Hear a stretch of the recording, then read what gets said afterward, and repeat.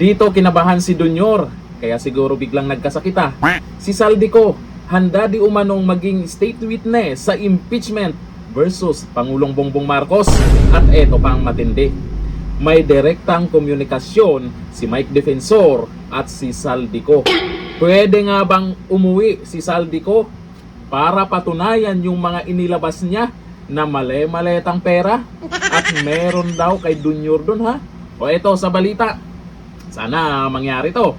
Nagpahayag umano ng kahandaan si dating Ako Bicol Party List Congressman Saldico na maging state witness upang patibayin ang impeachment complaint na inihain laban kay Pangulong Ferdinand Marcos Jr.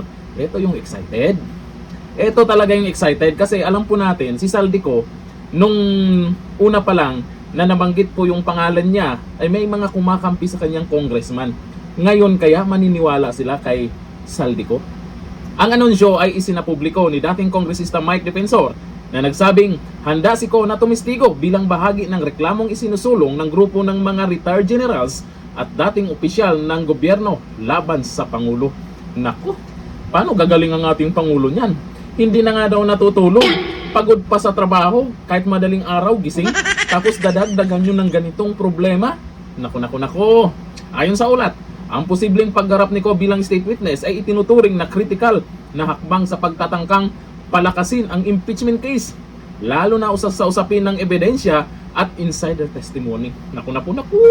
Agamat hindi pa isinasa publiko ang buong saklaw ng mga impormasyong maaring ilahad ni Ko, ang kanyang pahayag ng kahandaan ay agad na umani ng atensyon, lalo't siya ay matagal nang inuugnay sa mga isyong may kinalaman sa budget, allocations at mga proyekto ng gobyerno na patuloy na iniimbestigahan sa Kongreso at Senado. Paano nga ba mangyari yan na siya yung maging state witness? O eto, meron pala siyang direktang komunikasyon kay Mike Defensor. Mike Defensor, ha, malaki na po ang naging ambag niya para malaman natin ang di umanong katotohanan sa nangyayaring korupsyon. Ayon dito, kinumpirma ng kampo ng mga naghain ng ikatlong impeachment. Yan talaga ang malaman. Yung pangatlo, kasi yung una talagang kaduda-duda kasi may lumalabas na balita na di umano, ha, dating abogado ng ating cute na First Lady. Yung pangalawa naman, medyo okay na kasi sa makabayan yon. Mukhang seryoso naman sila na mapa-impeach si Pangulong Bongbong Marcos. Yun nga lang, ang tanong, mabigat ba yung ebidensya nila? Eto pangatlo ang matindi. Hindi kagaya ng iba, ilang pages lang yung nirereklamo nila. Ilang pages lang ang ebidensya nila para mapa-impeach si Pangulong Bongbong Marcos. Itong pangatlo kasi ay andyan po yung mga retired generals, andyan po yung mga magagaling na abogado at maraming mabibigat na ebidensya. At eto ang pinakamatindi, si Saldico pwedeng maging state witness.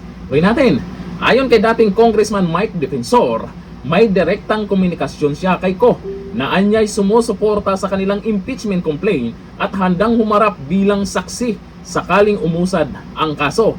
Sinabi ni Defensor na tetestigo si Ko sa oras na makarating ang impeachment complaint sa House Committee on Justice kung saan formal na dinidinig ang mga ebidensya at testimonya laban sa Pangulo. Naku, ngayon pa lang takot na sila dyan.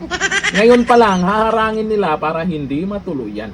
Kasi kung matuluyan, aabangan talaga ng taong bayan, bibilangin talaga ang ebidensya kung legit yan. Pag nakita, siyempre live yan, hindi pwedeng secret-secret lang, ha. Live po yan. At inilabas yung mga ebidensya. Nako, baka magkatotoo yung sinasabi nilang hanggang 2026 lang. Si Ko ay tinuturing na susing personalidad sa flood control investigation, isang isyong kabilang sa mga batayan ng reklamo laban kay Marcos Jr. Gayunman, nananatiling hadlang ang proseso matapos tanggihan ng staff on office of the House Secretary General.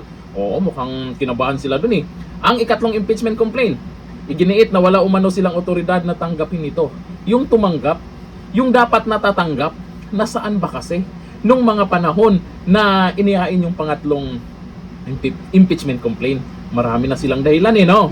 Dahil dito, inanunsyo ni na Defensor at ang iba pang petitioners na kakasuhan nila si House Security General Cheloy Garafil dahil umano sa paglabag sa 1987 Philippines Constitution sa pagtanggi na tanggapin ang reklamong ayon sa kanila ay maayos na naisampa. Bakit nga ba ayaw tanggapin? Bakit? Yung una, natatandaan nyo, na may pinakauna, nakarang taon, na naghain din ng impeachment complaint kay Pangulong Bongbong Marcos, yung Duterte Youth Party List, bago mag-eleksyon, ay naghain po ng impeachment complaint. Anyari, hindi rin tinanggap. Ang masama nito, nanalo yung Duterte Youth Party List, hindi pinaupo. Ang daming naging dahilan. Ngayon, naulit na naman. Ayaw nilang tanggapin. O wala daw karapatang tumanggap yung naiwan dun. Di nga. Yun ba talaga?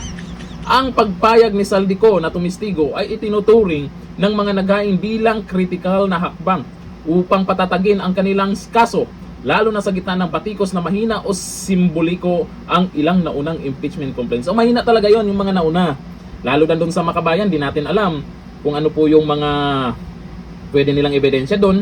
Siguro alam na ng iba yan tungkol sa mga budget yan, di ba? Sa flood control. Maging dahilan kasi ng iba niyan, sino yung pumirma, pinayagan, tapos yung ganon-ganon, tapos sinabi pa ni Senator Amy Marcos, di ba?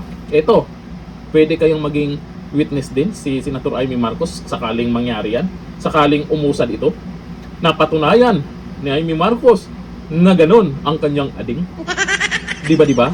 Maraming mabibigat na ebidensyang ilalabas yan. Yan ang excited na abangan.